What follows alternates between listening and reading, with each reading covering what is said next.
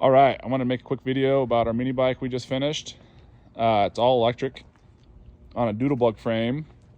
These were popular, I think, in like the 2000s. Didn't put any suspension on it. We just kind of wanted something a little bit different. Just got it back from powder coat. It's I think it's called Alien Red, and they put a gray base down, and then they do the red on top. I don't know how well this is going to show up in the video, but it's super cool and kind of sparkly in person. It gets dirty, and maybe that's the downside to it. Shows dirt pretty easy, but man, it looks really good in the sun. So this is the Suronster kit from Electro and Co. I think it's a 6,000 watt kit, 72 volts. With me on it, I'm 220. We can go about 45, 46 with this gearing. We could probably change that to get more top end, but it's plenty fast for what that is. And I'm sure, it always depends on how you ride, but if you were to pin it wide open, you could probably get, a solid 25 miles out of it if you were wide open, 45 miles the whole time, which you're probably not going to be. So should be able to go longer and faster than that, but that's kind of what that is. Like I said, we built this off a doodle bug frame. It's something we can build and sell here at Okuda Motor Works. The cool thing about it is, if you look here, this is a Surron, and I bought this from, I think Lunas is the dealer for them. So this is about $4,300 the way it sits. And what's cool is, first of all, is the price point. We could do something like this for literally half of what that cost. But then actually this is faster. And so to me, that was kind of an impressive part of it, is the fact that this goes faster. The Surron is an engineered product, so you can't completely knock it. And I think if you want to go off-road, especially with this model not having suspension forks, then, the Surron's going to be a pretty obvious choice for that. But with that said, we also have the KTM Freeride, and these are 13,000 or plus tax and everything else, 15,000. And it's not much, but it definitely is faster than the Surron. But in terms of a dirt bike, the Surron's not a dirt bike. It's a bicycle with suspension and an electric motor. This is a full dirt bike. And I think what's cool is they all are great, and they all have their kind of pros and cons. The KTM is the only factory fully engineered dirt bike. The Surron has a better price point. So with it only being $4,300, you could damn near buy 4 of those for one free ride. Off-road, there's no comparison. The KTM's faster. It is easier. There's just no comparison. So I've seen videos, and we've made them too, where people compare the two. But off-road, this isn't even a dirt bike. Like I said, it's a bicycle, and I'm not knocking them. It's just, it's not that, right? And so I think with that same kind of thing, that the Surron to the Freeride, when you compare the Surron to our mini bike build, it's not a fair comparison in the sense that, this doesn't have suspension. This is engineered. But for what you pay for this, we could build 3 of these. And this kit is kind of like the good as it gets kit. So it's got the biggest motor with the biggest battery and the biggest controller. We spent a lot of effort on the powder coat. We build smaller ones too, which I made other videos about. And this is more geared toward a younger audience, kids, people that want to throw this in the back of their RV, for when they're out camping, don't want to make a ton of noise in a campsite. It doesn't have the range that this has. It doesn't have the speed. It doesn't look as cool, but for what we build those for, you could build 3 of these. They all kind of have their thing, and unfortunately, I know people hate to kind of have this conversation, and they hate when people say it, but the reality is this is the future. Electric's going to be the only way.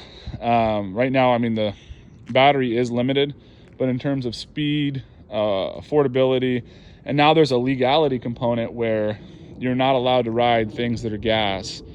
And before, it used to be only over 50 cc's, but they keep changing it. But with the electric, it still is legal to ride electric things. There's a speed restriction, but other than that, you can ride electric stuff. So I want to make the video. I think it's kind of cool. We just got this done. We're waiting for some wire loom to clean the wires up a little bit. But these are for sale, and we have actually a bigger version of this. It's a 212, little beefier frame, bigger suspension. And actually, we've got a buddy of ours that's out testing it right now in the woods, in the snow and everything else. We're here in Chandler where it's 70 degrees and perfect. But he's going to try it out in the snow for us, see what happens. And these will be for sale. Christmas is coming up, and so we're hoping that there's somebody out there that doesn't want to spend $15,000 or $5,000, and even if they don't want to spend a couple thousand, we've got some super affordable options that we can build these kits. And then the other thing that I kind of wanted to make a point about is how customizable this is. You know, with the KTM, the only thing you're going to really do to this is change the wheels, you know, and so you could change the tires and maybe the rims, and that's about it. You know, you're going to get that battery, you're going to get that controller. It's a 220 volt system, so you've got to have a special charger and everything else. With the Surron, they do have kits now where you can actually make this go 60 and get a lot of range out of the batteries. But I mean, that kit by itself is like, I think the battery and controller is like $4,000, $5,000, 40 something hundred anyways. And so you're really going to be $10,000 into a Surron. Barring the battery and controller, there's not a lot of upgrades. I mean, you can make it to where the light turns on or turns off.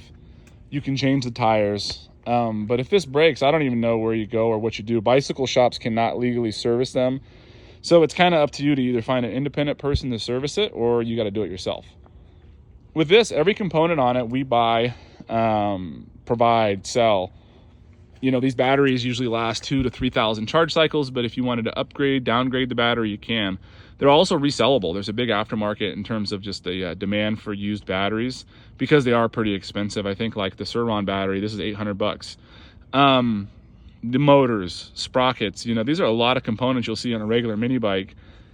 The wheels, the tires, you know, we have all these parts. So if you get a flat tire, you know, you could get it from us. You could get it on Amazon. You could do it yourself. No matter where you are, you could get this and do it. With something like this, everything's so specialty and specialized. And if you had a bigger issue like the motor, I mean, even just looking at it, where is the motor?